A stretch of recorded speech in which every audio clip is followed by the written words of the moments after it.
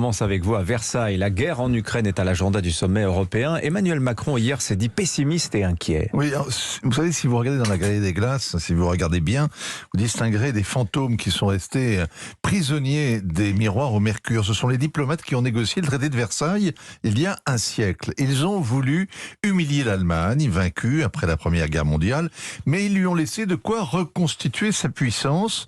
Ils ont ainsi armé l'implacable machine à retardement et 20 ans avant la Seconde Guerre mondiale. Ils se prenaient pour des pompiers, c'était des pyromanes.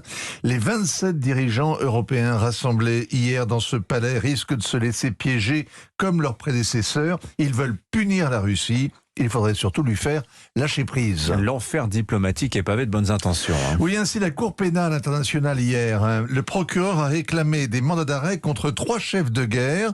En plein conflit en Ukraine, ils déterrent des crimes de guerre commis à côté. En Géorgie, en 2008, colossale finesse, l'Ossétie du Sud et l'Abkhazie sont en Géorgie l'équivalent des républiques de Donetsk et de Lugansk en Ukraine. Des régions rebelles bombardées par l'armée régulière qui ont déclaré leur indépendance et que la Russie tient à bout de bras. En 2008, l'armée russe les avait défendus, mais sans aller jusqu'à la capitale, Tbilissi, pour en chasser le président Saakashvili. Cette guerre apparaît désormais comme une répétition générale. En Ukraine, la Russie ira jusqu'au bout. Alors la CPI l'avertit. Une prison à La Haye attend les sous-fifres de Vladimir Poutine, capable de bombarder une maternité. Même si l'Europe lève un jour les sanctions économiques, la CPI, elle, n'abandonnera jamais ses poursuites judiciaires. À bon entendeur, salut. Évidemment, cette justice internationale, qui est surtout une justice occidentale, fait des moulinets avec un sabre de bois. Elle diabolise, elle déclare Vladimir Poutine hors la loi, comme si elle pouvait le mettre hors jeu. C'est précisément le contraire de ce qu'il faudrait faire, l'amener à négocier. Il n'a pas l'air de vouloir négocier. La Russie veut seulement des pourparlers à la frontière du Bélarus pour conclure des cessez-le-feu locaux et s'entendre sur des corridors humanitaires. Oui, c'est la conclusion des 2 heures décevantes qu'ont passé ensemble Sergueï Lavrov et son homologue ukrainien Dmytro Kuleba. Pour la première fois depuis l'invasion, ils se sont retrouvés hier, c'était à Antalya en Turquie, et c'est beaucoup dire qu'ils se sont retrouvés, ils n'avaient rien à se dire. Cela leur a pris 2 heures. Lavrov réclame une capitulation sans condition.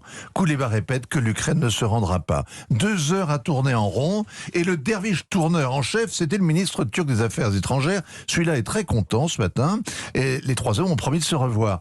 La Turquie a fait hier la même chose qu'Israël samedi, jouer au médiateur, profiter de ses bonnes relations avec l'Ukraine comme avec la Russie, défendre ses intérêts à Moscou sans nuire à ses investissements à Kiev, se donner le beau rôle en maintenant le contact avec l'un comme avec l'autre. C'est de la diplomatie spectacle, une forme très spéciale de narcissisme politique, derrière moi la guerre. La Chine aussi a fait savoir qu'elle était prête à jouer ce rôle, mais quand le moment sera venu, et il ne l'est pas, Vladimir Poutine n'est pas pressé. Au fond, Poutine réclamait une architecture de sécurité en Europe, la délimitation de zones d'influence, le contrôle des armements, c'est-à-dire un nouveau traité de Versailles pour le 3e millénaire. Emmanuel Macron lui a fait seulement visiter le palais vide et ses diplomates fantômes. Merci beaucoup.